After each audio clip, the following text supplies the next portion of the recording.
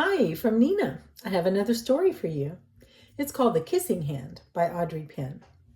This story will introduce you to a little raccoon named Chester. Chester has many adventures. I have quite a few Chester books. We'll start with The Kissing Hand. The Kissing Hand.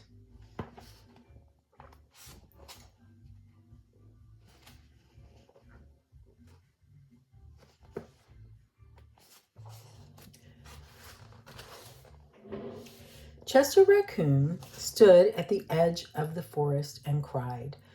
"I don't want to go to school," he told his mother. "I want to stay home with you. I want to play with my friends and play with my toys and read my books and swing on my swing.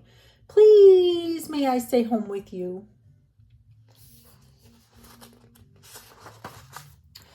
Mrs. Raccoon took Chester by the hand and nuzzled him on the ear. "Sometimes we all have to do things we don't want to do," she told him gently, "even if they seem strange and scary at first. But you will love school once you start."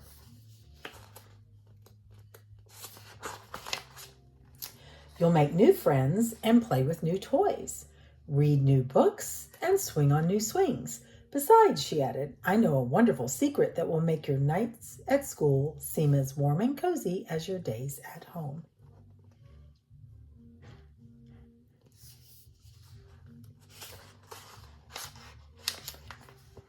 Raccoons have nights at school because they are nocturnal animals. They are active at night.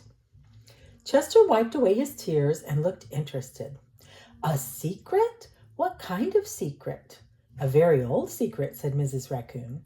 "I learned it from my mother, and she learned it from hers. It's called the kissing hand." "The kissing hand?" asked Chester. "What's that?"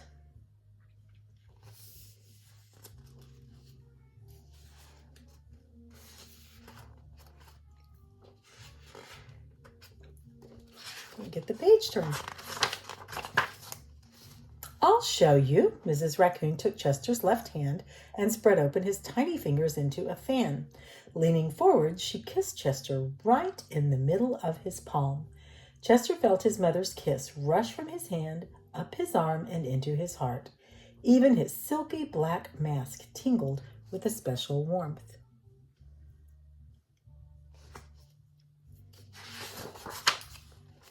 Mrs. Raccoon smiled. "Now," she told Chester, "whenever you feel lonely and need a little loving from home, just press your hand to your cheek and think, 'Mommy loves you, Mommy loves you.' And that very kiss will jump to your face and fill you with toasty, warm thoughts."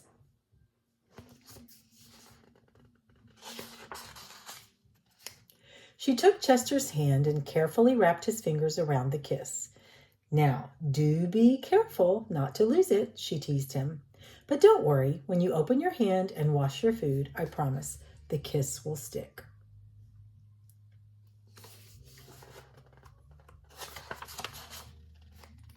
Chester loved his kissing hand. Now he knew his mother's love would go with him wherever he went, even to school.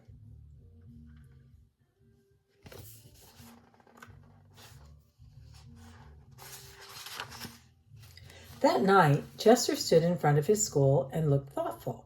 Suddenly, he turned to his mother and grinned. "Give me your hand," he told her.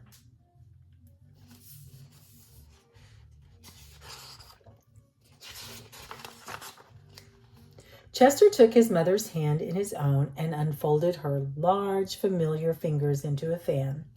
Next, he leaned forward and kissed the center of her hand. "Now you have a kissing hand too," he told her. And with a gentle goodbye and "I love you," Chester turned and danced away.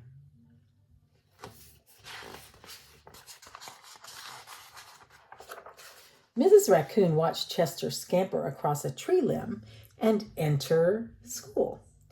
And as the hoot owl rang in the new school year, she pressed her left hand to her cheek and smiled. The warmth of Chester's kiss filled her heart with special words. "Chester loves you," it sang. "Chester loves you."